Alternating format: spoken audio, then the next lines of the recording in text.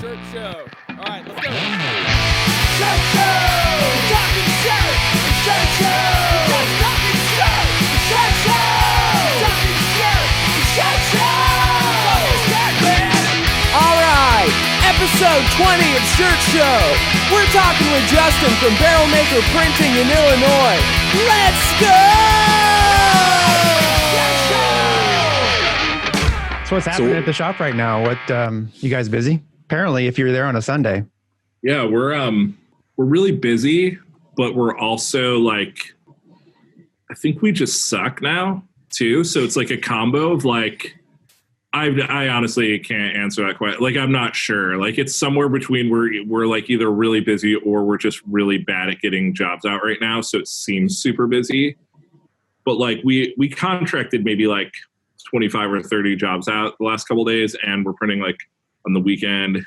We're doing a lot of overtime, so like we're printing a lot, but then I feel like there's days where I look at like the recap and I'm like, oh well, like we didn't do enough, you know. So you're saying your production is not what it was because of COVID, or because you have a different team in place, or why do you think that? We have different. I mean, we have kind of a different setup. So like, I mean, we had some changes too, just based on like we're pretty busy right now comparatively, but like about a third of our business prior to COVID was live events. And so that's gone, you know, so it's like that definitely like revenue wise, we're in a totally different spot. So it's hard to compare like evenly. But also like we have different people now than COVID.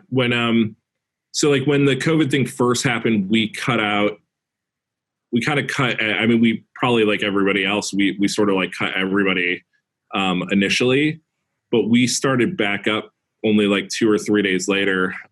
We have like a contract account that's basically like all rubber. So it's like rubber hazmat materials. So if there's like a natural disaster, we're like really, really busy, which is sad. And that's really weird. Awesome. Yeah. So like when COVID happened, that customer was actually really cool. They hit us up right away. They had their lawyers like draft letters that were like, no, they have to stay open because we were printing stuff that was going into like hospitals, you know? Right. So that was really cool. And they hit me up and were like, just FYI, like we can't have you go down. So if you need money, like let us know. And that was kind of weird to have like a customer be like, yo, like. So your customer's the mafia. They are in New Jersey. So we kind of started back up with a small shift dedicated to them, but then we were still like, I mean, we had a few jobs here and there, but it was pretty small. And then we did, fundraisers. So with the fundraisers, our April and May were killer. Those were like real good months. We were able to bring everybody back.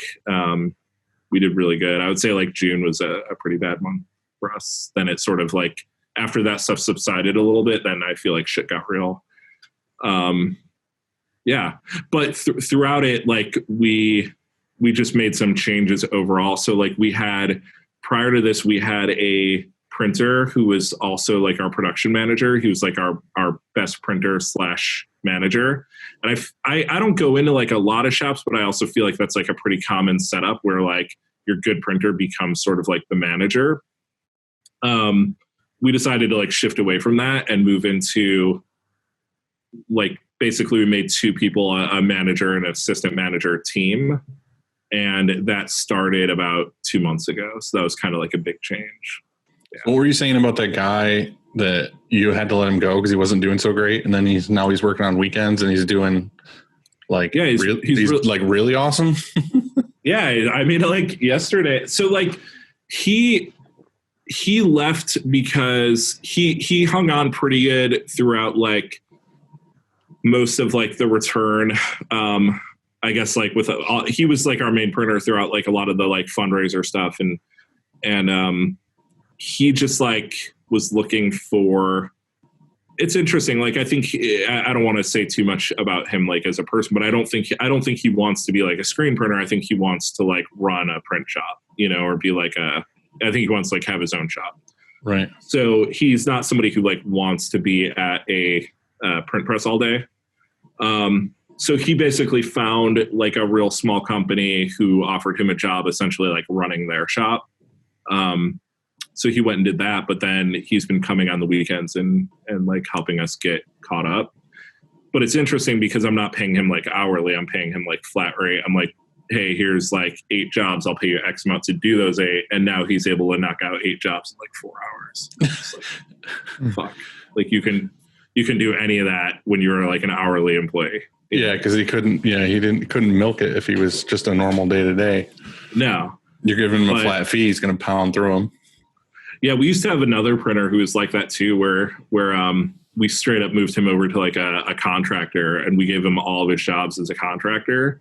And it was awesome because he would come at like 1 a.m. Like he would come on his terms, you know, whenever he wanted to, and he would bust out jobs. But at the same time, if he wanted to like sit in the bathroom for 3 hours on his phone, like I didn't have to be annoyed by that. Whereas like normally I would. Right.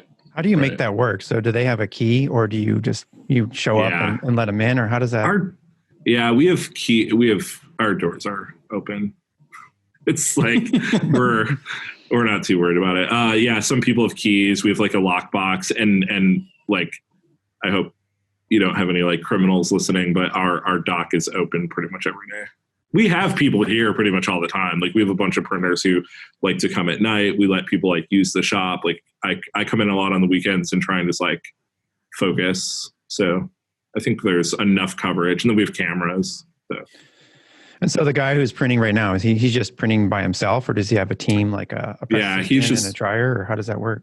He's just printing alone because he has about 3,000 pieces, and it's just a one color, and he's just like getting a little overtime. So he might print all of that today, but just the fronts of it. And then on Monday or tomorrow, I guess like our like catchers will come in and they'll like sort through it all. They'll flip it over and then they'll bust the backs out. I've thought about this kind of thing a lot, but I don't know, Dylan, if you could pull this off, but I don't know if we could. And here's why is because as far as proofing, I mean, I'd have to do some sort of, you know, if you're going to run 3,000 pieces, for example, and somebody's going to have a key, or I'm going to leave a door open or whatever, and they're going to come in for some overtime and start running it. I'm assuming you have that screen already and everything's approved and all they have to do is start going, right? But if you say 8 jobs, then that's totally different too, because when it comes to 8 jobs, and let's say they're going to come in and print 8 jobs, I mean, there's no way I could pull that off, you know, without somebody. We like to have several sets of eyes on the final before we actually print. You know what I mean? He's coming in right now too. We can ask him. So that's like, they were all staged. Like it was like pre-planned. So like all the carts were there, the shirts were there, the screens were there.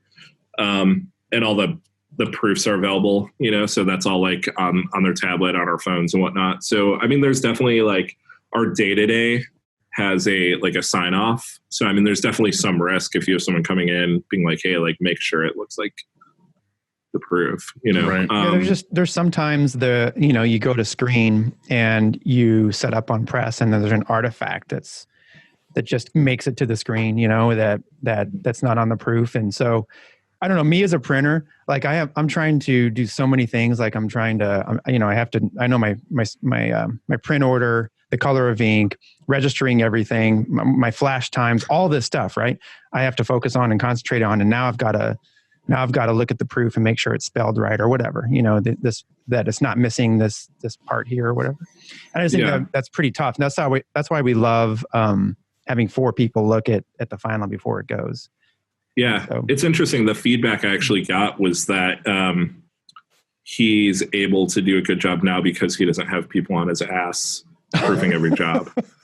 So, I mean, I think it's hard to like, so I think about that a lot with like having a production manager. So my wife was the production manager for like 9 years, you know, and then she stopped being the production manager, and I decided instead of bringing on a production manager that we were going to like self-manage. Right. And I was talking to like Rick Roth about this too, like while it was going on, where my logic was like, okay, if I bring in a new manager, let's say that's like $60,000 to $70,000 salary or something. You know, I felt like I was confident that I didn't know the right person who I was going to be able to bring in, who's going to like even be able to really protect us from making that much in like errors, if that makes sense. So like my logic was like his worth.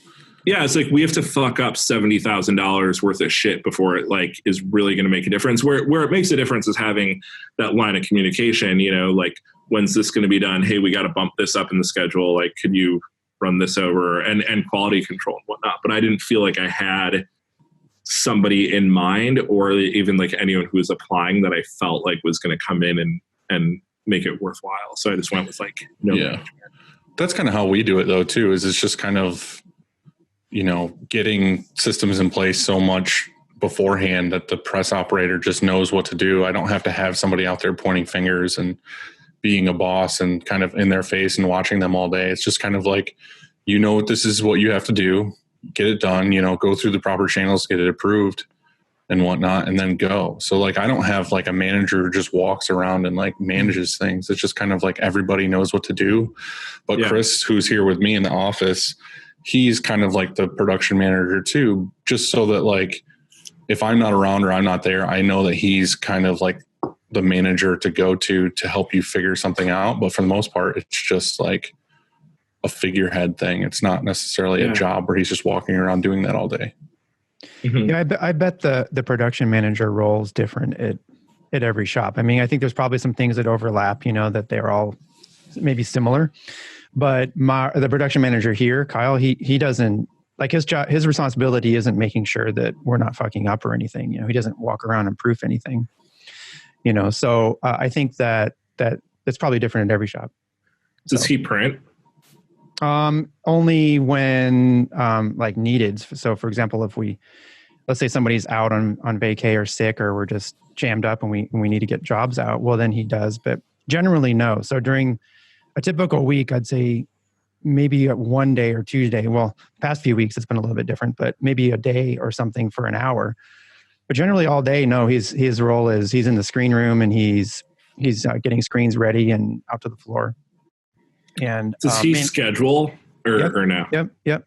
So he pulls jobs and says, okay, these are the jobs that are going. And we have, so how we put proofs on the window. We have these windows back there by the presses. And so we just tape them up and say here's the job on deck, here's the job, you know, and so on. And so when we put the inks by it and the printers have the information. And so they go to the next job. They're usually not going to Kyle and saying, hey, what's next? Or, you know, does this look right? They're usually, the only time they're going to go to Kyle is if something's wrong. Let's say the screen is fucked up or whatever, or they can't find an ink, you know, then they go to Kyle. But so sort of like you said, I guess that the printer is autonomous. You know, they're pretty responsible. They know we have a production meeting in the morning and we kind of talk about the day. And there's changes that happen where there's surprises, of course, like, hey, all of a sudden this job's got to go, you know? Yeah. But yeah, go ahead.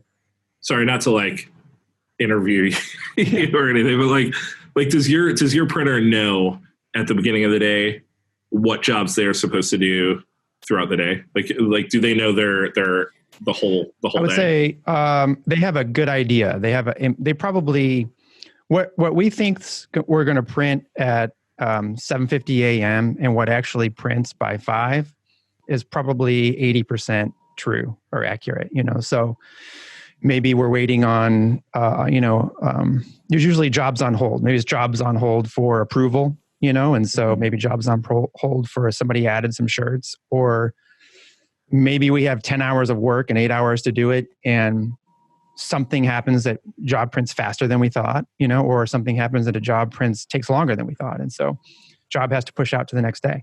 You know what I mean? So, but the printer has a general idea of, okay, this is going today. And I always have this little box. Dylan will tell you, on our dry erase, I have this little area that I write in like anything that's hot, you know, like that we need to take like a TLC job or something like that we have to take notice and say, look, this has to ship by 3 p.m. That's when our FedEx pickup is or UPS pickup. And so this has to be done by 3, or the customer's coming in at noon or whatever. And so those important things like that, then I think that's the production meeting. Really, that is some of the best takeaway. Those are some of the best takeaways are the jobs that are hot. So, because a lot of times you'll have printers that, like you asked, you said, okay, they have their day in mind, or they have this job that's next, and that's sort of what they're expecting. And then anything that comes along and is a bump or a hiccup or something, certain printers, they don't like that. They don't like to say, oh, okay, well, fuck, like, why does this have to cut in line of these other ones? I was ready to print this. And so it's always nice to know that and to be expected. So there's not as many surprises, because there's always going to be a surprise, but maybe there's not as many surprises. So how about you? Do your printers have an idea of what's going to happen?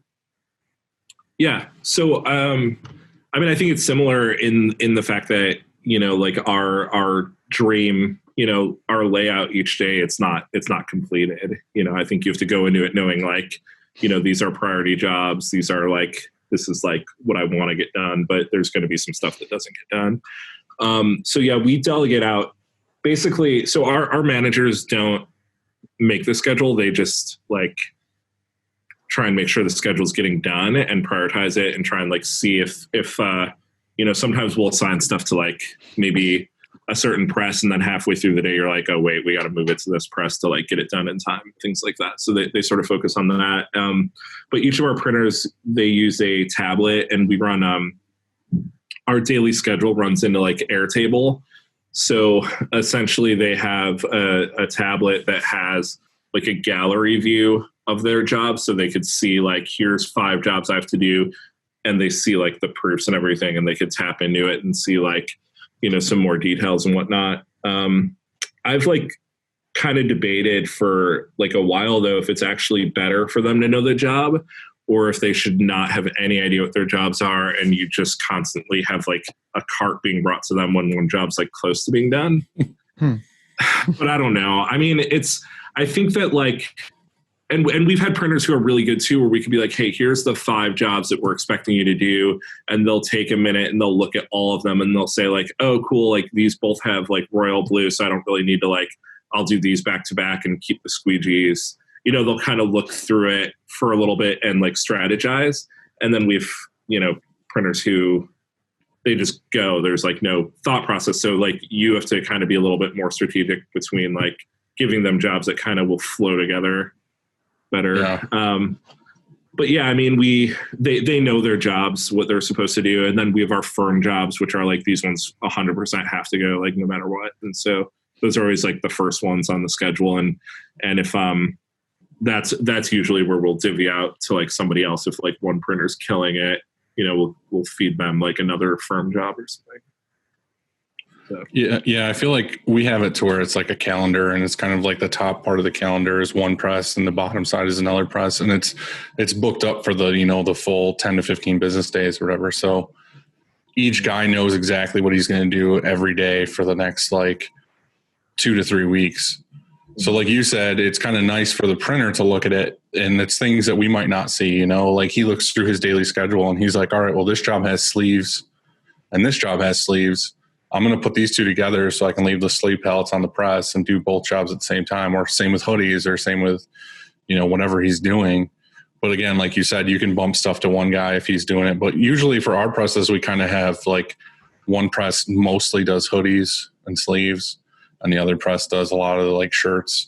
So we kind of are moving the schedule around based on who's really good at what printing. Yeah. So yeah, it's just, I don't know. In my opinion, I like that they know kind of like what their days are going to look like, so they're prepared. Plus, it also like if they know what they have to do today, like based on the schedule, it kind of puts pressure on them a little bit to be like, I have to get these done today, or I'm going to shoot to get these done today. I feel like if they just didn't know and we're just doing job to job, they just do it at whatever pace because they're like, I don't know what's next, and I don't know what I'm doing. Yeah. So. Yeah. I mean, I think it's good that for somebody there to have an idea of like the pacing, right. I mean, cause you could give a printer 50 shirts and they could take all day to do it if they want, and, but yeah, if someone's like actually paying attention to like realizing like, hey, like this setup's going on too long, like there's a bigger issue, like let's stop, let's get on another job and kind of like figure out what the issue is. Yeah. Do you have a morning production meeting? Not anymore. No, we used to have them every day. But no, we're a lot more like segregated, I feel like, than we used to be. Like in our office, like we definitely have like our set meetings, and like we kind of like we don't have a daily production meeting because we talk all day, but yeah, we have like random ones. Like we have a live events meeting like once a week at like a set time, and stuff like that. Production has meetings without the office. So, but I do think a daily meeting is really helpful. Like I think that more than anything, like it used to help us a lot with just general like culture within the shop, but it also could kill time really quickly if you're not like on top of it. Yeah. How much of your work is contract versus direct to customer? We have a pretty good amount of contract. I think we're probably like 70% direct and like 30% contract would be my guess. But I mean, yeah, we do a fair amount of contract because we work with a lot of like agencies that do contract work. So you have a retail location with exposure that people can walk in and there's a counter and stuff like that? No. I mean, we aren't like into like talking to people.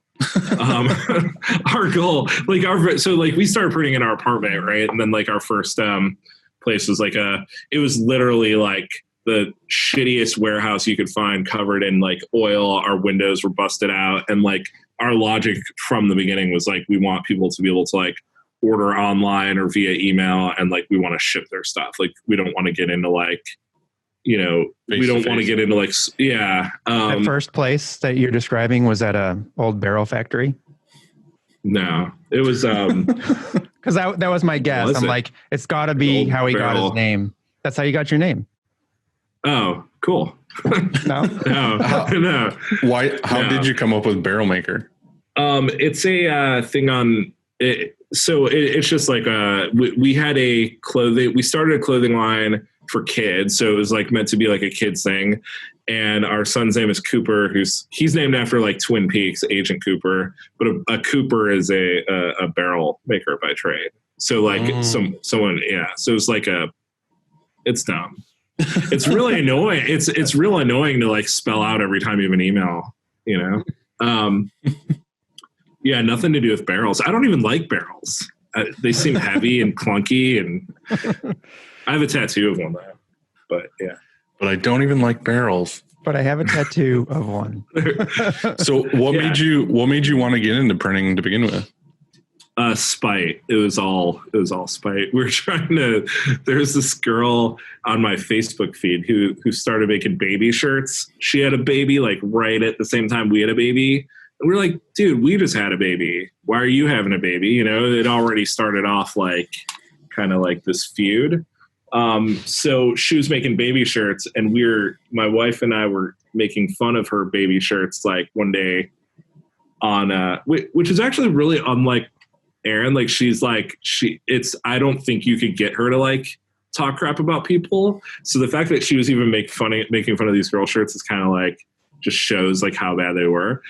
So we were like, we could make better baby shirts, so we decided to start kind of trying to make these little baby shirts. And actually we sort of jumped ship on that and we went to thrift stores, and we would buy like dress shirts, like just like random dress shirts, and we would upcycle them into like little dresses. We started selling them in different boutiques. And you were going to tell me you printed on the back of them like Affliction. I was going to be like, that's badass. Yeah. They're really weird looking, actually. They're like, because they're like dress shirts. They have this like kind of funky vibe to them. But basically we just did that for like a real short period of time. And when we were making the kids stuff, we were sending it out. So we were basically like, ordering t-shirts like anybody else. And I think it just seemed like one of those things that like, I don't know. I felt like if we do it ourselves, we could maybe make a little bit more money, have like control over it. So like, I didn't know that screen printing was like such a pain in the ass. I don't think anyone does when they're like getting into it. You're just like, cool, I could do this. Yeah. So we went to Chicago Silk Screen and we walked in there, and we had like maybe probably about $150 or so. We're like, we we need a silk screen, and we left with like a screen, one clamp for like posters, right? Like one clamp, water-based Just one, red not two? ink, just one water-based red ink. It was like we didn't have any of the real components, so we kind of like were set up for failure right away. But then so I was working like marketing, and this is 2008, and I was working with like a lot of real estate lawyers, and so like everybody at the company I was at got laid off. So I got laid off, and I took the first unemployment check, and I bought a silver press. And so Erin was actually really pissed at me about it because like she felt like that was like a big deal or something. But it kind of made sense to me, and so I reached out to a friend of mine who ran a podcast, and this was 2008. So like podcasting was like pretty, like he started podcasting in 2003 actually, which is like kind of impressive, but he had a really like very, very active forum on his podcast. And so I hit him up and was like, hey man, like we have this like awesome print shop. Like I know you do shirts, like we'll do your shirts if we could trade for a banner ad. And literally like, we did a trade, and we got orders right away from like the first two orders we got were one was in West Virginia and one was Ohio, and we had his stuff to do. We didn't know anything about it. I mean, we were literally like watching, same like Cat Spit and Ryanette and stuff. And this was out of your apartment, you said? Yeah, we were just like in our living room. So I kept getting orders, and Erin was like, I mean, we had maybe a 9-month-old or something. And she like was staying up at night trying to print stuff. And we were working in our bathroom, was like our dark room, and our like bathtub was like, washout and all that stuff. So we actually found a fine art screen printer and started renting out darkroom space from him. That was like our first like kind of thing we did. So we would go there and burn screens, and it was 24 hours. And a lot of this actually, like this point in time was like the middle of the winter. So we became pretty decent at the process because we would, if we went to the darkroom to make screens in the middle of the winter at like 2 a.m. and we burned them wrong, it really sucked, like we didn't want to go back there like in the middle of the night, and it was really cold. And so we got, we kind of learned pretty quickly how to do it. And, how are you carrying shirts in your apartment? First with a handheld dryer, and then a flash dryer. So flash dryer is probably the first thing we got, And that was still water base, or was it plastisol then? Yeah, we printed water base for probably, it's interesting to me because our business now is so similar to what we started doing. Like our initial focus was sort of like, we're going to print everything like water-based. We're going to try and work like eco-friendly and go all these routes. But like our goal was to not advertise that a lot, but just do it. Like we wanted that to just be like part of who our company was. And it's interesting because we ended up growing into like, we helped found like All Made, and now we print like most of the stuff we print here is water-based. And so it's like real similar to like, kind of like our roots, I guess. Yeah, I was wondering because you said you were making kids dresses, so you were using water-based for that, right? Just because we used water-based because we just didn't know plastisol. The first time we used plastisol, we were like, dude, water-based sucks. This is the best thing that's ever happened. Like we loved it. And so then we felt conflicted because everything we were advertising was water-based. So we started switching to soy-based inks. So like that was One Stroke. I don't know if they still make it, but One Stroke inks had like a soy series. Yeah. And it was basically plastisol, but their reducer was like, it was like olive oil. Like it was so weird. It was, but yeah. So we did that out of our apartment, and then kind of eventually, like I think we just kind of hustled, and then eventually took a little bit of a risk on like a warehouse space. And our rent was so cheap. I mean, it was $650 for like 1,400 square feet.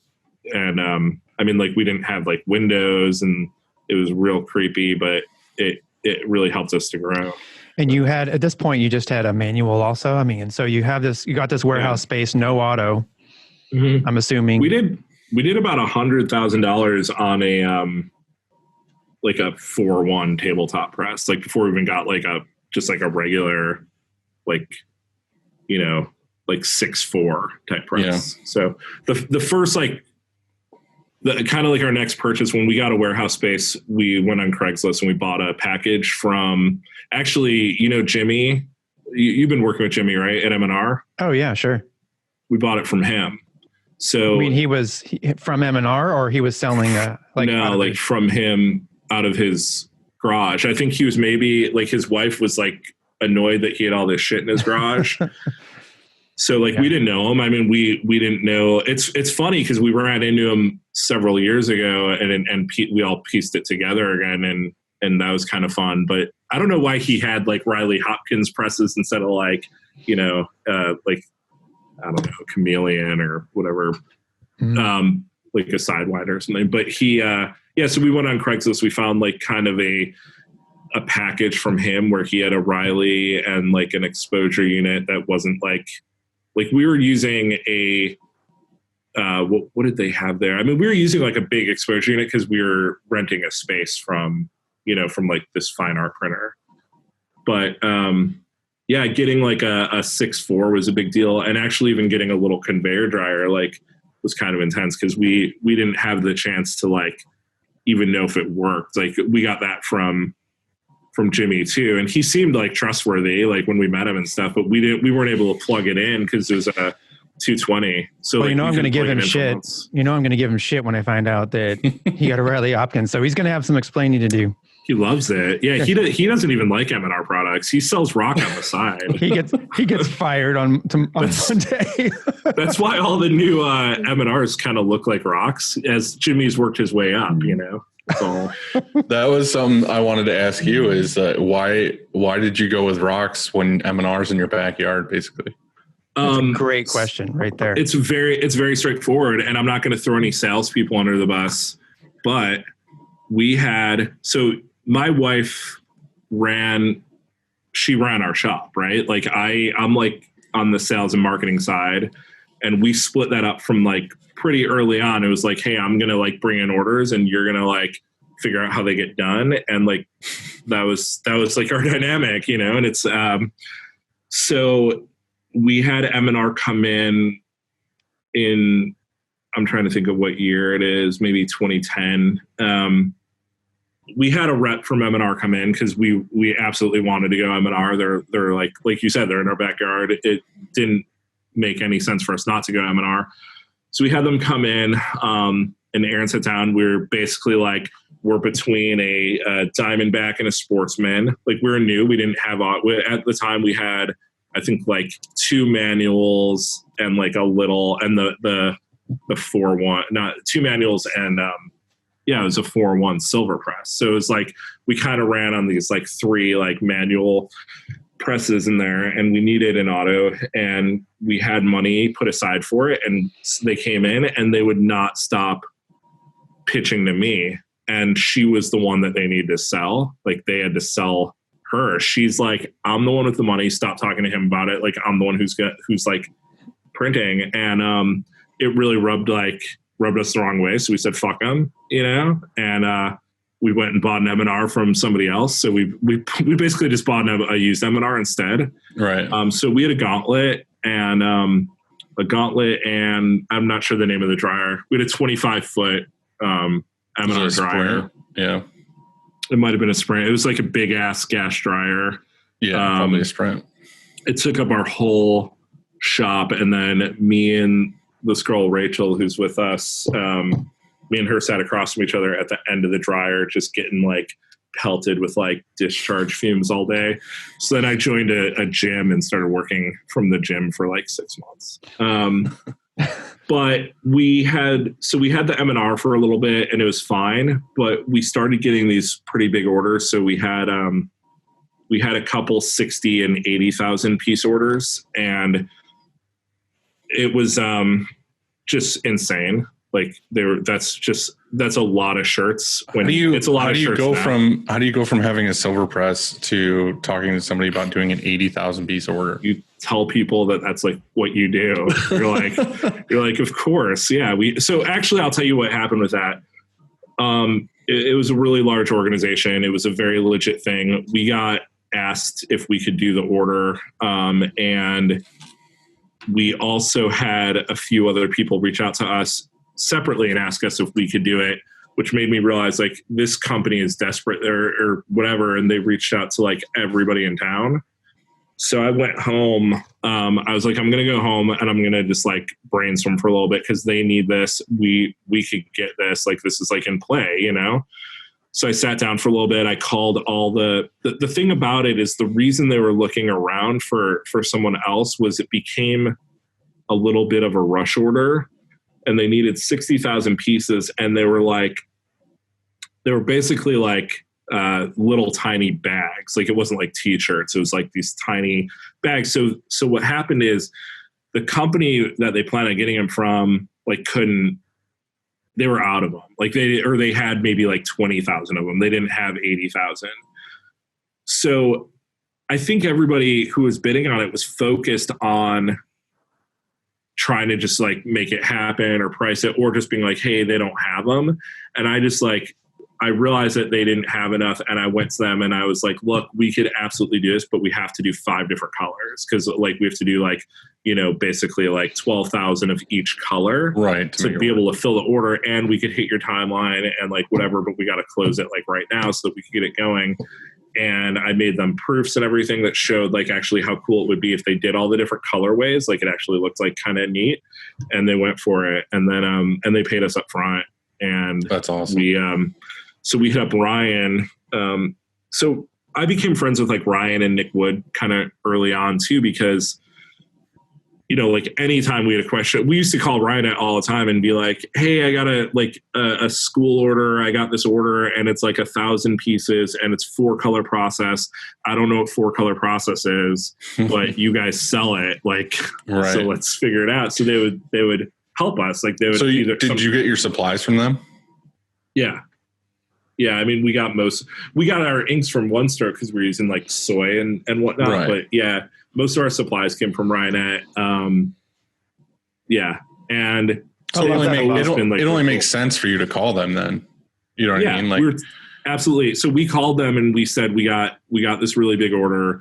We're moving our shop, so we were on the 3rd floor and we rented out a space on the 1st floor because we literally couldn't accommodate how many. We would get our shipments and everything lived in the hallway because we couldn't print and keep all of our shirts in the same room, you know? I mean, so but like, I think we probably like any like business owner or whatever too, you have to be like, you know, it's hard to make a commitment to like more rent or bigger space or new employees too. So you kind of like,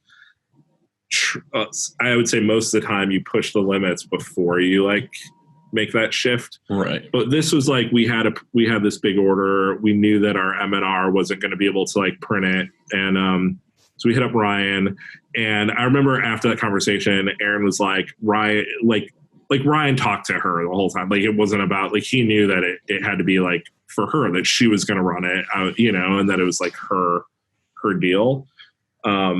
So that I think like from the beginning, that was something we always like appreciated about our relationship with them is like at least comparatively to M&R. And I know that there's lots of great people at M&R, and I like a lot of people there now too, but like, Ryan from the beginning always like kind of got the dynamic, I think, and like knew that like they could work it out with her and not just like keep calling me on production stuff. Right. So it makes sense. But yeah, so they just started carrying Rock at the time, and we got one of those. And honestly, I think it was like 3 days after having it set up that we got a second one. It was just like, this machine rocks. It's like, it really does. Like, I mean, especially compared to like an old Gauntlet, you know, like obviously the newer M&Rs compared to an old Gauntlet are way better too. Well, it's just that thing too of like going from a used machine to like a brand new out of the box. You're the first person to touch it. Everything shines. Dude. And the first order we got to print was 60,000 pieces front and back. So we got to literally just crank 900 pieces an hour with we got to really see it fly. I mean, it was like, oh shit, this is awesome. You know what a lot of people overlook also is proper install. And I think that even just moving the press across the shop, and even like we just had a tech in last week, and just to tune up, the press. And it's so amazing how over time, one of the presses he tuned has 3 million prints on it that we put on them, and so, and I've never had anybody come in and tune it since we installed on that first day we bought it. And so, I think that if you have a press that's either comes out of tune, just like a car, or if you buy a press that's used and you install it yourself and put it together, they install to like 1,000th of an inch, like it's real, like everything about it. And so it's already, I ran it yesterday and it felt different, so it's weird how, cause I hear people all the time say they bought a press and they just put it together themselves and they wonder why maybe it's wobbly or whatever, and some people are better than others. They understand how to put it together, but a guy who works on, that equipment all the time, they're just better at putting it together and installing. Well, it's like when Oni was here putting our gauntlet together, it was like he has all these special like machine tools that like no other person has. You know what I mean? And it's like on the head, it's got all these dials on it. He's like putting strings and like lining everything. He's like, see this? It's like perfectly like dialed every time. I was like, there's no way some fucking screen print dude that was in a band like didn't just like grab a 9/16 wrench and like put the arm on and then just started printing. It's like, right. Yeah, it's definitely like worth the money to like have a tech come in and like go through it. Again, like you said too, like we had our sportsman there for, I don't know, probably like 6 years or something. And then he came in and dialed that one in when they installed the new press, and it was like a brand new press again. It was like, oh shit, like everything's perfectly leveled and nice. And there's definitely a lot of things that go into deciding what brand press you're gonna go ultimately go with, because you said, well, why? Because my first thing was like, well, you're in Chicago, man. That's such an important thing, because you can even drive over to the parts department and get a part same day.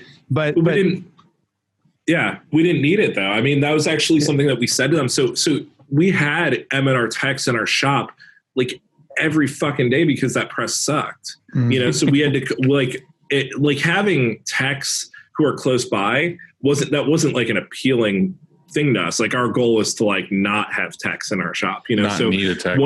I remember one of the things we talked to Ryan about at the time was like, hey, like you guys are like, we could just FaceTime you, right? And they were like, oh yeah, absolutely. And like Buck was like, I don't know if you guys know Buck at all, but like, so like Buck is probably like in my opinion, he's like the best contact you could have at Ryan if you're into like equipment. He's just like the technical side of everything, and so but yeah, I mean, we realized like right away, like, oh, we could just text him, and if there's an issue, we can jump on FaceTime and we could kind of like just show him and he'll talk us through it, and they could still overnight parts. That's really important. At the beginning, they were sending parts here and there from Portugal, but they were still coming like 2-day air or something, now it's totally different because they have so much more in the US. But in terms of parts, it's like, I don't think throughout the years, like we've needed very few things. Like we've never been down. Well, that makes sense. So, I mean, look, Lawson is 20 minutes from our shop, and I don't have any Lawson equipment here. I don't even buy supplies from Lawson. So that guy's nice too. Yeah, it was really nice. Yeah. The guy who comes here is a really nice guy, but I don't buy Lawson. So yeah, it doesn't have to be, I mean, that's why I was going with is like, there's so many things that go into what manufacturer you choose. And it has to do with support, or maybe it is to do with, you're close to the parts department, or maybe you worked on an M&R, before you owned your own thing, or who knows what it is. So presses aside and everything, like you got to think like how important that is for anybody, even for us as printers or manufacturers or whatever. It's like that one little interaction of M&R coming in and like rubbing you guys the wrong way. made you go to a whole nother company. Right. You know what I mean? It's like, Yeah. they got to think about shit And not like just that. once. And it's like, sounds like you went there like several times. You have several of right. those, Yeah. you know, It's not even them. It's just like I said, anybody. It could have gone the other way. Like, you know, Ryan could have done something that pissed you off and you would have went the other way. Or like, Yeah. any he still does, but like, but there's more context to it now, you know? Right. I'm just saying for us as like printers with customers, it's the same thing. Like in our mind, we're just thinking one way and we're not thinking about it, but really we're rubbing the customer the wrong way. And then that's why they go somewhere else. And it's like, oh, for sure. It just makes sense. And people react. I mean, customers are so different. So some people just react like real harsh and strong to things where you're like, oh my God, I didn't even realize you were like having an issue, or like, I thought everything was great. You know, when I was at ThreadX this year, this guy was talking about how, you know, when you get a bad review, it happens every once in a while, not often, but you get a bad review. For everybody that leaves a bad review, there's like 10 other people that had a bad experience, but just didn't do anything about it. You know, didn't review you or didn't call and complain or anything like that. Just had a bad experience and then just never came back. You know, so it's that's out there. I wish there was a way. I know some people send out. I even get them from places where I buy something online, and they'll send me a random email that says, "Hey, what was your experience like? You know, what was your user experience like with our company?" And maybe you'd be more inclined to leave, you know, since it's anonymous and you're not like going on their Google review and bashing them, you know, something like that. Maybe you get some more feedback, and that feedback's really valuable. Because I'm sure I say the wrong. Yeah. So some of our customer sales reps, you know, they say the wrong thing sometime to upset somebody. But if you don't know, then how can you fix it? Right. I would say like our best customers are ones that at some point there was an issue and you work through it together, and that's like, it makes the bond stronger. We got a bad review like a week ago, and I wrote the guy and I said like, hey, like, I read your review and I kind of like looked through everything, but like, to be honest, like, I feel like you had more of like a 3-star experience than like a 1-star. And he like wrote me back. He was like, thanks for the feedback. It's like, you're saying you commented on his review, or you messaged? No, I emailed him and was like, hey, like you had email responses. 'Cause his thing was like, he was emailing with a rep and she was taking like a while to get back to him. But like, he was really high maintenance. His order was like 24 pieces. Like, you know, like he got shafted a little bit. I'm not going to like act like we were amazing customer service to him. Like, I think that like he got slid down on her email, you know, whatever, like a few times. We all do it. But like, his order got written up, his order got done. He said the shirts were good. He didn't love the shirts. He placed a second order with us when he wrote the review, and I said that I'd be willing to like refund him that order if he like didn't want to work with us and stuff. He's like, no, like, let's keep these going. But that's what I like. Since we had banter, I was like, told him that I felt like his experience like wasn't really like 1-star material. Like, it's like, you know, that's like a 2 or 3 for sure. Like, he got the product, like he got responded to. It just wasn't like super fast.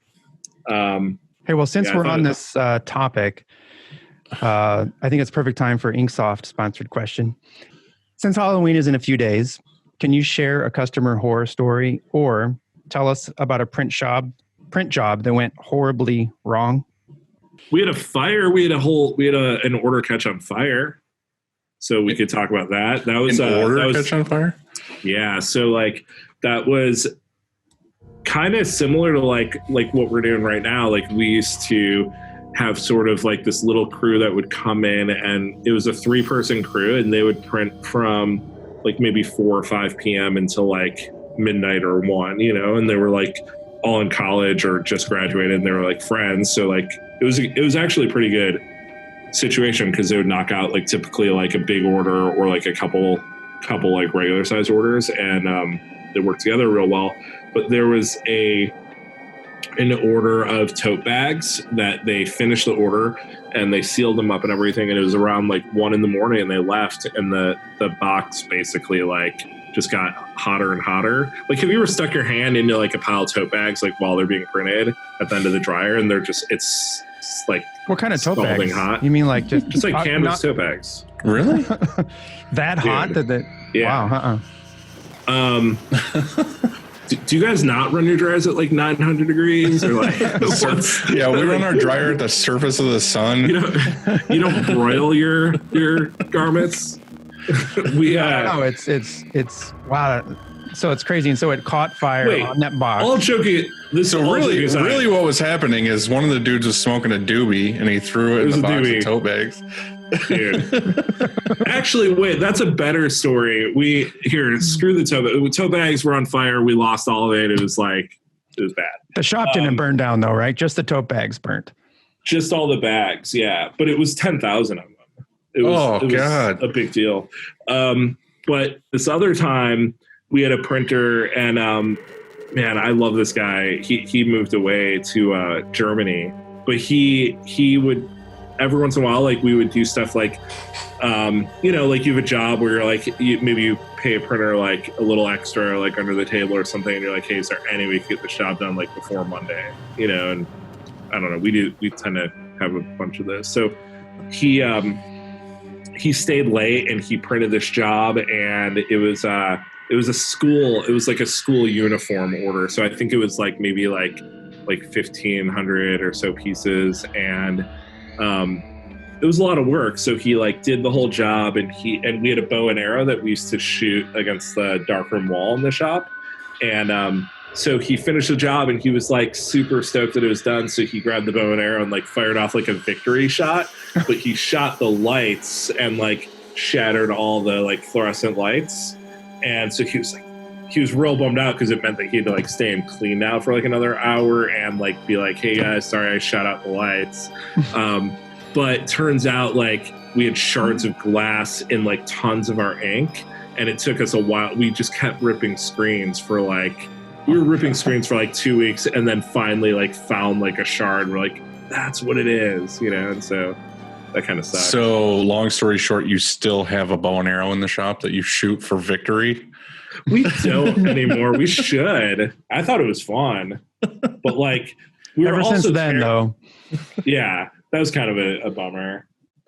But yeah, I do remember the first like when we first got the gauntlet, we had an order where like it was like an orange print, and then when the shirts got flipped over, they mixed a new batch of ink and it didn't match, and it was all like alternative apparel, so it was like just like a pretty expensive loss. And it was like that moment when you realize too, like, yeah, the cool thing about an auto is you could print really fast, but you could also like mess up really fast. Fast, yeah. That's the worst. That's why we have too much ink in our ink department, is because the last thing you want to do is when you start a print run is to run out of ink.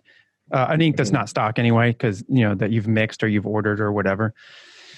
Because that very scenario, to get it right on, just to exact, you either have to spend a lot of time, or like you just said, that happens and then it doesn't match. Yeah, it sucks. So that was no good. So what was going on with your live printing? Were you guys just doing stuff around Chicago, or were you traveling all over? No, so last year we did over 300 live events. So we do them every city. So we book all of our live printing through liveprinting.com. So that's like basically like a few years ago, we kind of got that like generic domain, and we decided to focus a lot more on printing in like major cities. So we travel here and there. We tend to like it's really hard to travel for events and have it still be profitable. So typically what we do is we have like affiliate shops. So like, let's say I don't know where in New York you are, but like, right. Let's say you're somewhere near like Rochester. Yeah. Like we would hit you up and be like, hey, like there's an event, down the street from you. Do you guys want to work it? Like, here's how much we pay. Like, here's what you have to do. Just let us know. And it's a good deal. Like I think usually like the shops we reach out to who do any sort of live printing like it, because it gets, it's fun. A lot of times people like it because they could, their printers could make some extra money too, and it keeps them like kind of happy. Yeah. And for us, like 90% of what we live print is all like white label anyways. Like we're not like Barrel Maker's not selling shirts there. Like we're not liveprinting.com's not advertising. So it's sort of like, you know, if you go and do an event for like Target or like Twitter or something like that, like you're there as those companies. You're not really there as like Upstate merch, like doing the Twitter thing and the Upstate merch thing. Right. And we also like kind of made a decision pretty quickly too, that like when we work live events, we're only going to sell live. Like our goal isn't to work live events and constantly telling people like, hey, by the way, we do custom screen printing. So when we go to a live event, like if it's not white label, the only thing we pitch is that we're a live event company. You're not marketing Barrel Maker, you're saying? Right. It's just liveprinting.com. We just keep everything. It's pretty awesome that you got to snag liveprinting.com. Yeah. Yeah. So what happened is like I tried to get it the year before I ended up getting it because we did a live event and I don't know, I like checked the domain or whatever and I thought it was cool and I reached out to like whatever. It was like some holding company or someone that like had it, you know, that purchased it basically to make money off of it. And they wanted like $60,000 for it. And I was like, I'll give you like $8.99, you know, like I was thinking it was like a $10 domain. Like it didn't seem like it should be that much money. And so they're like, oh, I think we're a little bit far apart, you know? And I was like, okay, cool. I could probably go up to like $20 or something. And they're like, oh, we want like 50,000. I'm like, oh, we're getting closer, you know? So that happened maybe like 3 times, like over the course of the year where they would hit me up and be like, hey, like we could go down to 40 something thousand. I'd be like, okay, I could do $25, you know, like it was all like a joke. Like I thought it'd be cool to get it, but It was like, we weren't even close to the same level. And then one day this guy calls me from there and he's like, look, if you'll give us $1,000 right now, we'll sell it to you. I was like, done. So we got awesome. it. Yeah. And so we kind of shifted to like focusing on, I mean, it wasn't like a big shift because we were already doing live events, but then it was just like, how can we do more in other cities? Right. And we've tried a lot of different methods. I mean, we have like these kits that we've made where all the presses that we use for live events, like we took out, you know, made everything sort of like quick connect. Like there's no like screws. It's all like easy to assemble and break down. We put them, we have like basically a box that could hold like a press and a flasher. And then we use those like spinner things. Do you know what I'm talking about? That you put under a flash. So like you could flash gear the shirts and then like put one here. And so we have a bunch of those that we could ship, but honestly, like the local, like just working with local shops is the best. It works the best for us. Like it's a good model. We're able to like essentially focus on working with the customer and making sure that we like plan the event right. Like that we have the designs, like if there's pre-printing or like just we're good at booking them because we book a lot of them. So we say working at local with local shops. Do you mean that like you just contract out? Like if you had an event in St. Louis, you would call me? Not you, because we have like, you know, other people. No, better people. We have better shops. You don't want to mess up. I get it. Yeah, we want to do a good job. Actually, like live events, you totally could mess. Like it's so, dude. I love live printing, but every time I work an event, I hate it. And I talk about it after, and I'm like, oh my god, there were like this big group of people, and I couldn't even look up for like 2 hours, and then finally they were gone. I was sweating and all this stuff, and it was like terrible. And then I like enjoy that or something. It's like, you know, but yeah, exactly. I mean, that's exactly what we would do. Like if we had something in St. Louis, we're a little bit close to St. Louis, where like we might do that, you know, just because it's like kind of, I think that's only like 4 or 5 hours from us. So it is easier if we're able to send people from here, like in our van and whatnot. But if it was in New York or something, yeah, we'd absolutely like hit you up. And so he would absolutely, hit up Upstate. Yeah. Well, to see if confident. See if you. Well, no, I'd hit you up to see if you like knew anybody. Don't backpedal. but then like in like major areas, like so like New York City, we have like a shop that we work with a lot. And like LA, we have like set, you know, we tend to book a lot in a few like cities, and then we get random stuff here and there. Oh, that's cool. Yeah. Yeah. No, we like doing live printing a lot just because we got really picky and choosy with the events that we do. Like we won't just do any event. But we have fun in it because like a lot of times it's free food, free party, basically. All the people always just try to give us drinks all night long, which is funny because none of us drink. So we just, as the night progresses, we just see people get hammered, and then it just makes the night so much more fun because everybody's crazy. Yeah. But yeah, I mean, we like doing it a lot. It really sucks that we haven't done like any this year. It's a bummer. Yeah. I mean, we're like, I think like it's going to be dead for at least another, like, my guess is like 6 months, but I don't know. I'm seeing people starting to do it again. Yeah. I've seen them like here and there popping up, which is interesting. But I mean, for us, like we do so many like trade shows and like kind of bigger, like big conferences and things like that. And I feel like that's like just still, I mean, I don't know when that stuff's happening. Yeah. Yeah. But it's cool. I mean, I like doing them. I like being able to work with like other print shops, and it kind of just keeps the flow. And like we were able to kind of this last year, like work a lot of cool vacations into it too. Like, so we would have an event like in maybe a city that is fun, and we want like to be able to go to like one of our employees here and be like, hey, like if you feel like going to Denver for 3 days and like just kind of checking in on the event, overseeing it, whatnot, like we'll get you a hotel. And like, it creates some opportunities to get to let like our team like travel and do fun stuff. Right. Yeah. Oh, that's awesome. Yeah. What's your favorite piece of equipment in your shop?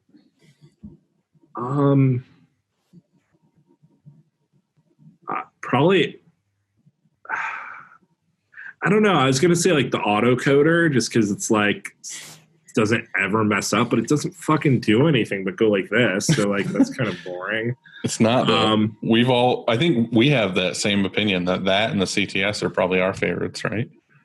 Yeah. I like the Lotus a lot. I mean, I'll go with the Lotus. The Lotus is like, I feel like the Lotus is like I feel like it's far shittier than like the M&R version of that. Like what's the Reclaim? The Ecotex for M&R, the Ecotex. I feel like it's a grittier like version of it. It seems like less like, fancy looking and everything. But I know that when we got the Lotus, I had this dude who would come and Reclaim, and he was like your like typical like, kind of like younger, like just graduated, still like went out drinking like probably like 4 or 5 nights a week and whatnot, came in like super late. But it was always like, is he going to do a full rack of screens today? Or like, like we just never had any idea like how many screens he would Reclaim. And it's like, we got the Lotus and we were able to get 3 times what he would Reclaim without him. You know what I mean? Just having like it be kind of a side job. And I feel like Reclaiming is the shittiest part of the process.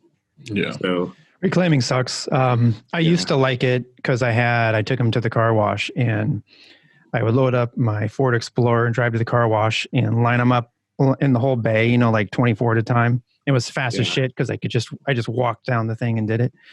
It was kind of fun part of the process, but then like you said, finding somebody to do that all day long, that's a bummer job for sure. And it's a bad job. It's a bad job. It's bad for you too.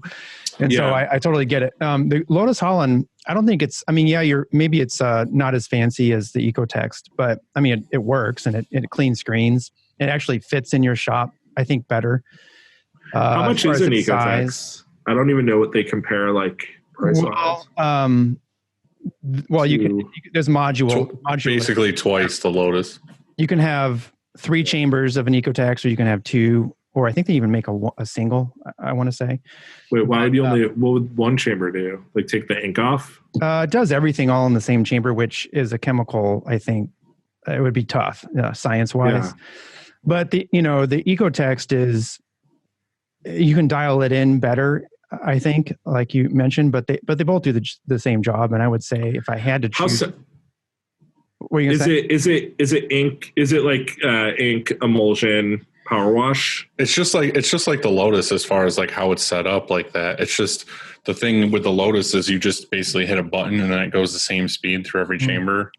The M&R is like very specific where you can like set it for drip time and like how much chemical and how much time in each one so you can dial it in perfectly. So basically the thing with the M&R one that made me really want to do it is just that you kind of have more chance, if not 95 or more percent chance that when the screen comes out at the end, it's clean.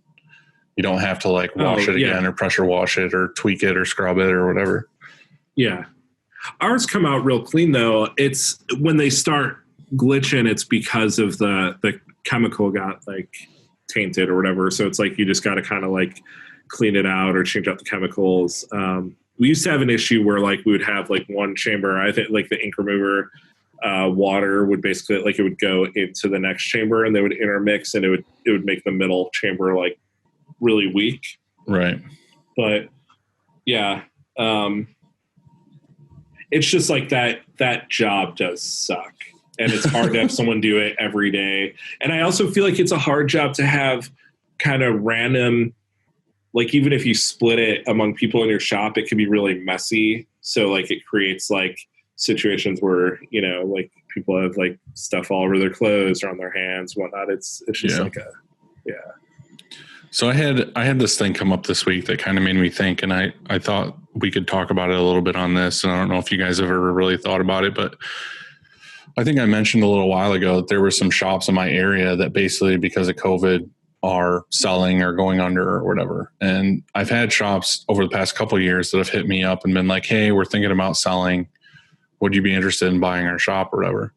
And something came up this week where it was one of those guys that basically sold his shop or went under or whatever, and then still had some customers that he was like gonna sell or like keep sending the work to us because he sold his other shop. And I said something to him about, because he's moving away, and I was like, hey, like whenever you're ready to leave or whatever, I'll talk to those customers or whatever. And he's like, oh, you can buy them off of me. And I was like, I know who they are. Like, why would I buy them off of you? I could walk in there and be like, hey, like we're the only printer in town now.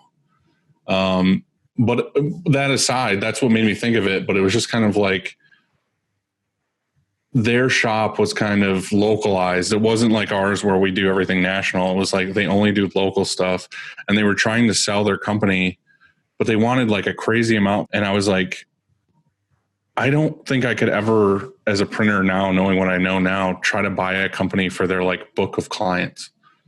You know what I mean? That seems weird to me. I just want to get your guys' opinion on that, because to me, it's like the kind of customers that I have and the kind of customers that they have don't seem like it's like a big corporation that's only loyal to that company for some reason. I feel like you could pay a crazy amount of number for a book of clients and then have all those clients just be like, well, that company went under, fuck you guys. And then just like go wherever they want to go.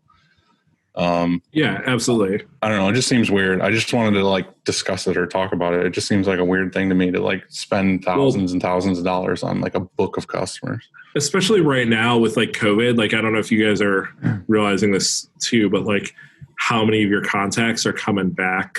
Like, oh, this person's no longer with this company and whatnot. And I think there's going to be a fair amount that like eventually return to that company, but there's going to be a bunch that just don't. And, I know we've had a few big companies that used to order with us a lot that like my contacts aren't there like at all. So I've hit up a few where I've been like, hey, like we worked like every day with this dude. Like we're the guys who do all your stuff for your trade shows. Like how do we like, who do we talk to now? Or like, how do we stay in the picture? And they're like, oh, cool. We'll let you know if, you know, and it's like trying to get a lot of your customers. And that's like the worst feeling too, is having a really good customer and then you don't hear from them from a while. And then you hit them up and it's like somebody new and they like already found somebody else, even though you never knew that they switched out. And it's just like such a kick in the nuts to be like.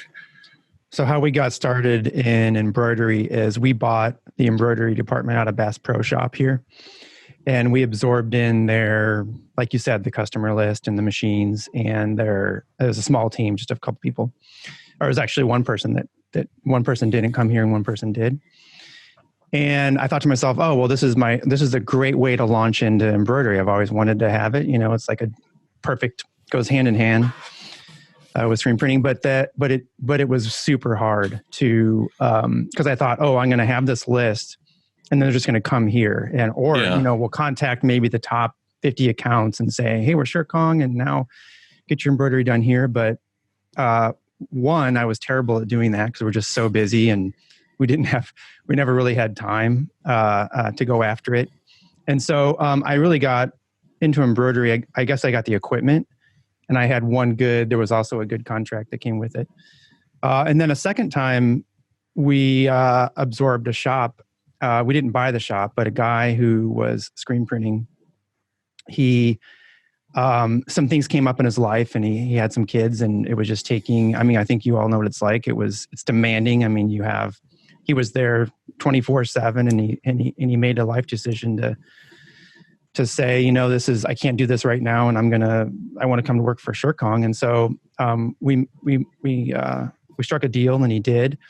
And there was a few customers that I thought that we'd pick up, but it was really difficult because those customers were used to his style or his pricing or his, the way it works at his shop.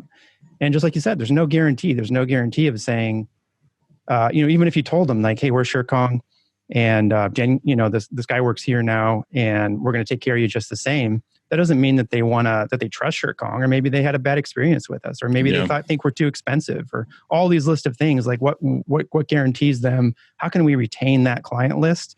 I would say it's a small percentage, out of maybe you can retain a quarter, maybe if you try really hard. And some of those customers you don't even want, like I said, because maybe he has a special pricing with them that, they're like, oh my God, I'm not going to print it for that, or who knows what. So I think it's really tough. Yeah. I think it's really tough. And I think what you decided is that, look, well, I know who those customers are. One, number two, well, now we're the only screen printer in town. They're just going to, I guess some of them will just naturally call you. Well, I told him that straight up. Like I was not trying to be a dick, but I was like, hey, like, he's like, I could sell you these, or I was like, or I could just wait for you to move away and take them myself and pay nothing. Like, right. Yeah. Why would I buy anything? It doesn't make any sense. I'll never do it again. I know that there are some, there's one big company that buys smaller printers, goes around and buys smaller printers, or smaller than them, I should say, in different regions. And I think they have success with it, but they have a formula, that's like just a repeated formula that they're going after. For me though, I could be wrong, but I think BSN does that. There's like a school, it's like a sports, like a, what do you call, spirit wear type company. And, and so they have a lot of success with that.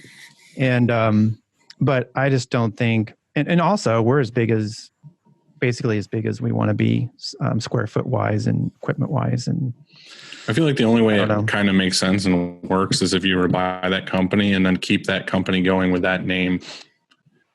You know what I mean? So that they thought they were just continually going to that same company, even though it's not by keep the same phone number or whatever. But then you're like a poser. You're like some poser. Right. But that's what I said. It's like how loyal are those customers if they don't even know the people that work there? Like or it's like a brand with Daryl forever. Yeah. I have a third thing too. I had a contractor call me that's in town and said, "Hey, I'll give you 600,000 annual, 600,000 of our business.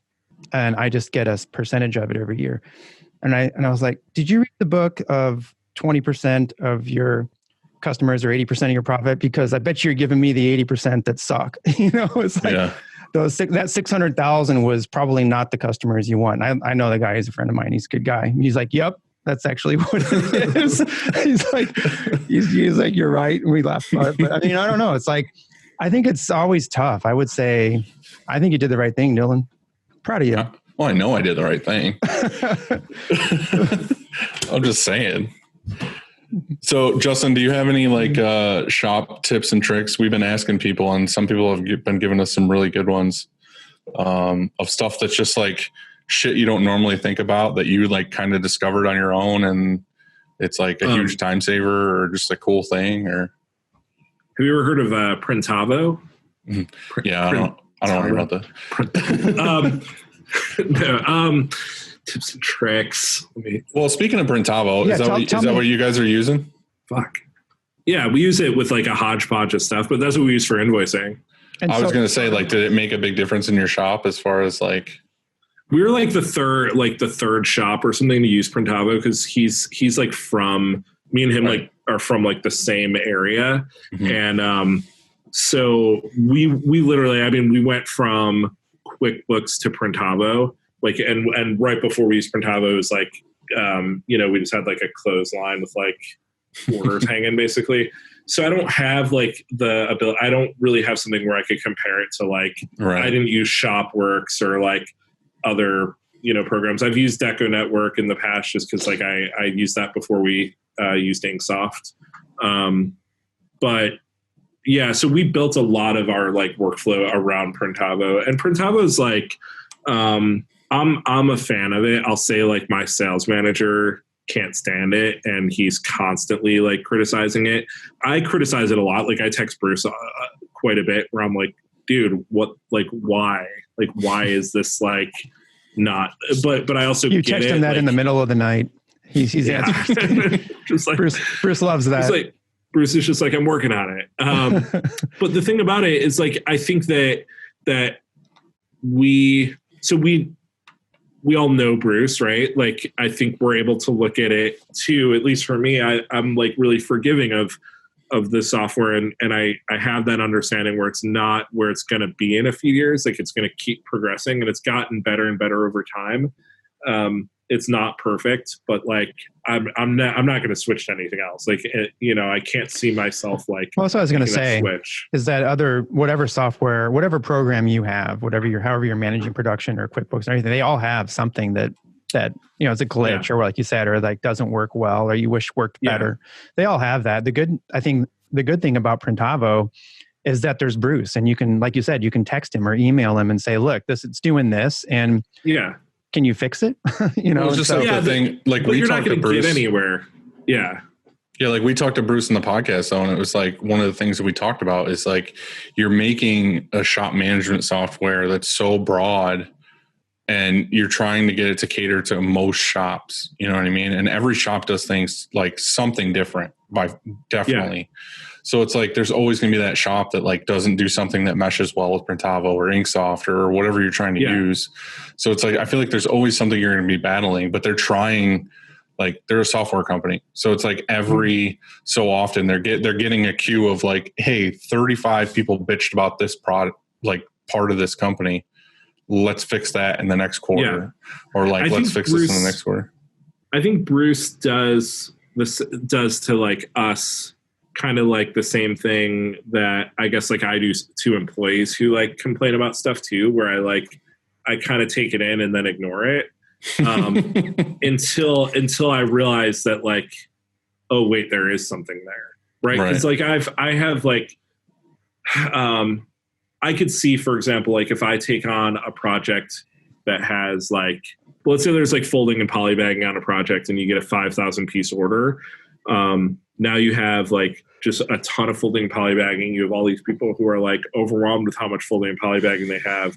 And they're going to complain to your manager, to each other. They're going to come to you and be like, we really need help. We need a folding machine. We need more people to fold all this. But you know that like when this job's done, you're good, right? Like you don't have a 5,000 piece order for folding every day, right? So I think that like Bruce probably kind of has a similar thing where like people tell him a feature and be like, oh, like, okay, I get where that's cool for you. But like, if we do that for you, like, I think he has to like think about how it pertains to like the masses. Yeah. And I know some of the stuff they're working on, like will help a lot. My biggest issue with Printavo, to be honest, is Matt Marcotte. Fuck him, right? Yeah. Fuck that guy. That guy doesn't know shit. And he's ugly. And do you guys? No, he's Matt and I though did have a feud. Really? So, yeah, but I like him. We're good. You're back together. So yeah, we're back together. But like, no, my biggest issue is the lack of reporting. Like, do either of you guys use Printavo or no? No. So it's really difficult to just cleanly output like your data, right? Like I want to know. So I use like a CRM. I mean, like we run Printavo to process orders, but we also run like a CRM, and we run Airtable for all of our scheduling. We use Zapier to do a lot of stuff. So like we have like access to the reporting we need as like a workaround. But like I want to know right now, like how many people placed orders on Friday and how much revenue that was and what was the average dollar amount of the order. I want to know like which of my sales reps got the most orders. Like I want some fucking data, and it's all there, and I don't have it quickly, right? Mm-hmm. And I want to know like you said earlier, you reach out to a customer or whatever, or you find out a customer who's like they let your contact there left, went somewhere else, and now they found a new shop. But like, had you gotten like an alert that said like, you know, either alert or a report that's like, it's been who are the customers that placed over X amount of orders that I haven't talked to in the last 2 like months, checking right? with them.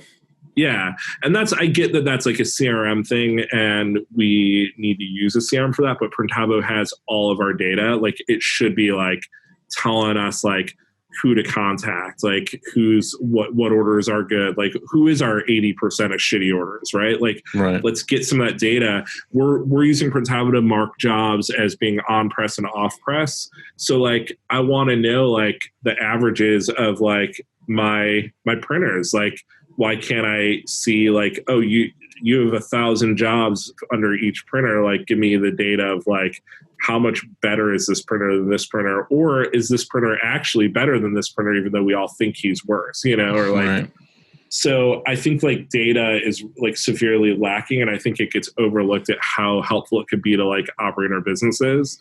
I don't know about like you guys, like, but I personally, like, I tend to like, I analyze Barrel Maker a lot, you know, and I'll like go through things where I'll print like, I'll print like our payroll from last week, and then I'll print our payroll from like a year ago last week, and then I'll look at our schedule of completed jobs last week and our schedule a year ago, and it's like, oh wait, hey, last year we actually spent 3,000 less on payroll and we did 40 more jobs. Like, you know, and sometimes it's just data that like keeps you up at night, you know, and you like are like, I don't know what to do with this info, but sometimes there is like a clear answer. It's funny. We just did a podcast with TC Screen Printing that comes out tomorrow, and he's the exact same way. He wants like data for everything and like super looks into it. So yeah, I feel like for some printers, I mean, for everybody, it should be important to a degree to know those things. Yeah. But yeah, I mean, it's the only way you can kind of make things better unless you're like paying attention to them all day long. Like, yeah.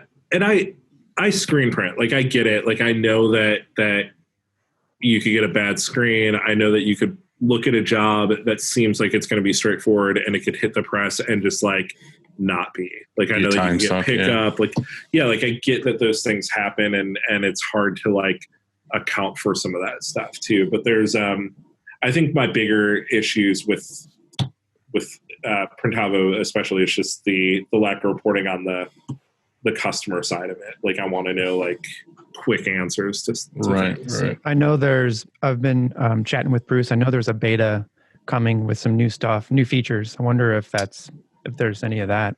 So maybe. Yeah. Maybe. Shaking your head. Maybe it's coming. I feel like every time something's coming, it's like far later than when it's supposed to come out. And then it's also like not what I was like I kind of hate that there's any of that merch stuff, because I feel like Inksoft is like a superior product to merch.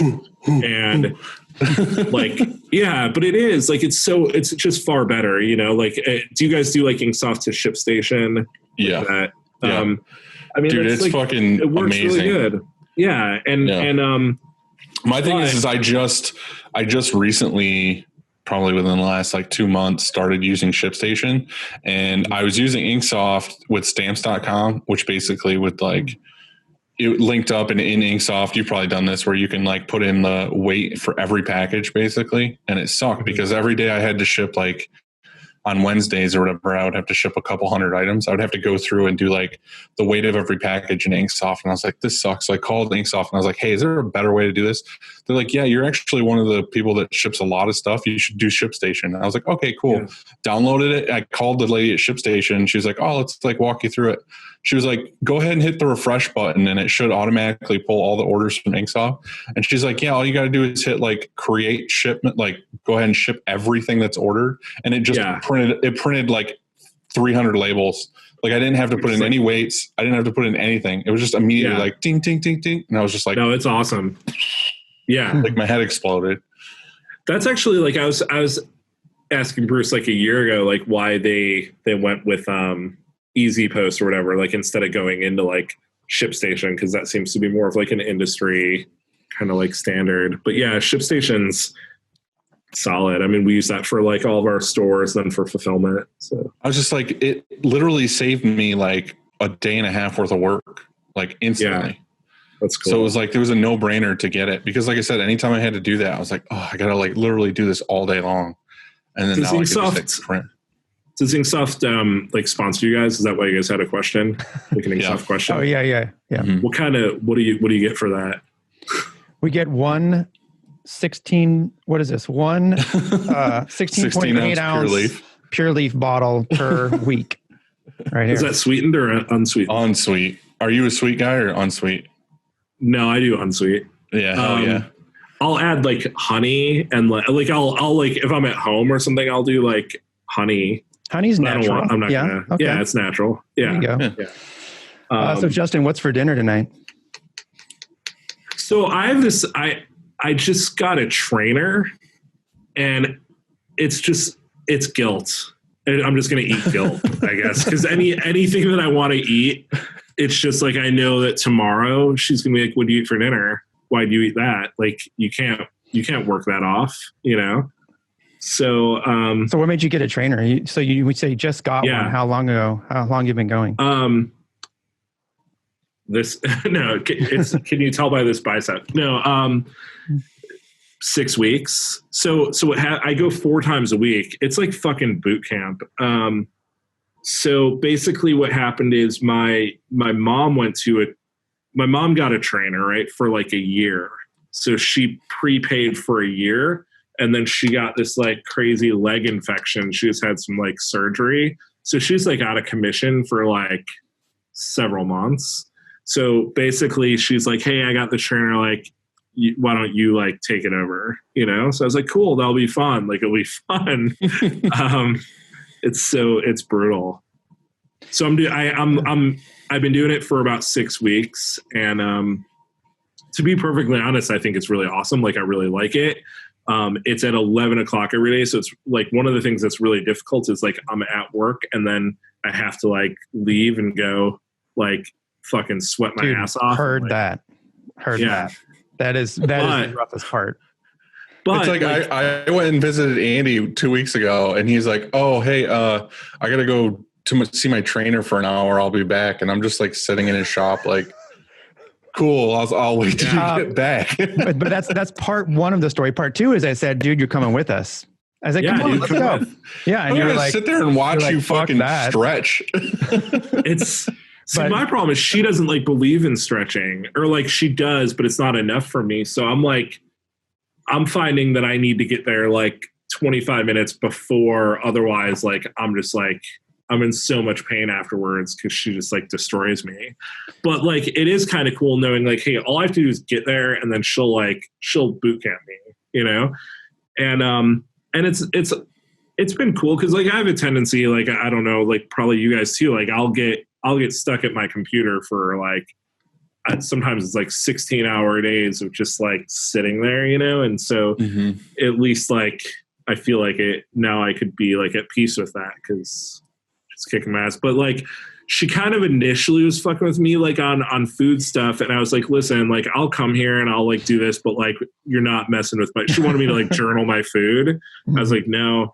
And but now that I've been going more, like I think now she's like working her way back into that. So I don't know what's for dinner, but I'm I'll probably not gonna be good. Yeah, it's not good. It's not going to be good. You're going to eat like an entire tray of lasagna, and then you're going to go in tomorrow and tell her you had some noodles and sauce.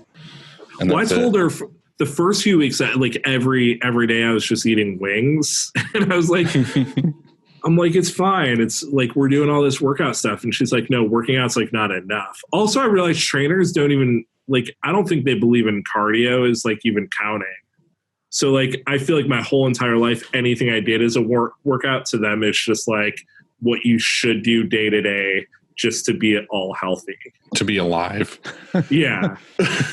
like, yeah, it's pretty intense, but I do like it. So That's good. yeah. How often do you go to the trainer? I just go Tuesdays, Thursdays. So I go twice a week, and it's like you said, it's intense. I do other stuff besides, but I'm one of those people that I'm not going to go at 5 a.m. There's no way I'm setting the alarm, waking up and doing some sort of triathlon thing, and there's no way I'm going to go at 6 o'clock either after work. I'm exhausted or whatever time it is. I want to just go home, eat, and that's it, so I don't want to do it then. So I love going. I go at 10. And how I started is that they started building construction on this building like across the street.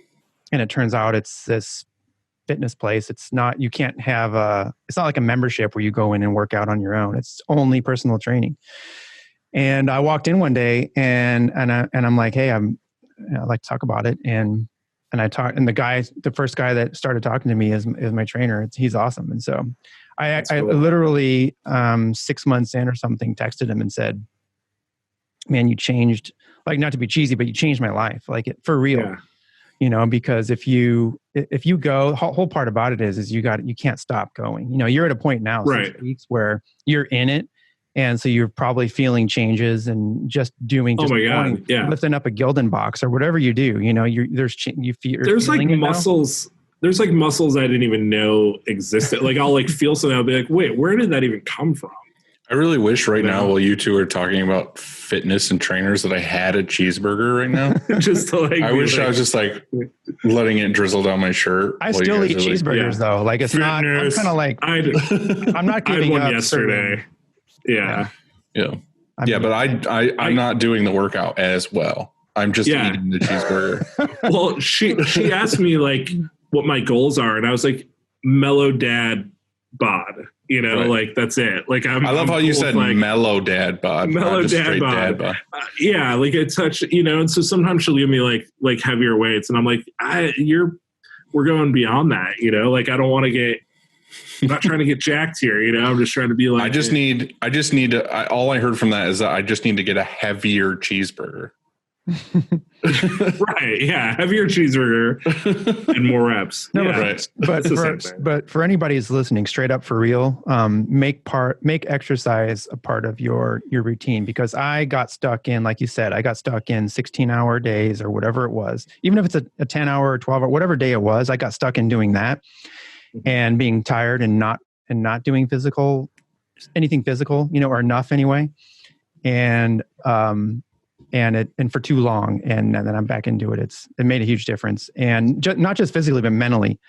Yeah. What were you saying for the last 35 seconds? My headset cut out. I said that Upstate Merch is awesome and that they're way better at live printing. Don't ever nobody call Shirkong in St. Louis for live printing, because we suck.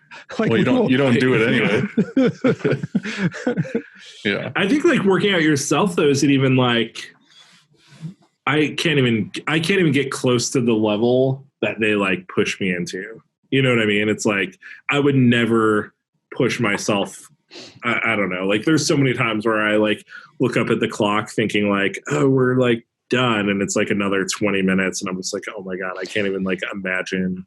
100%. Like I got I used to go to the place where you just go in and do your own workout. And I would do basically the same workout when I every time.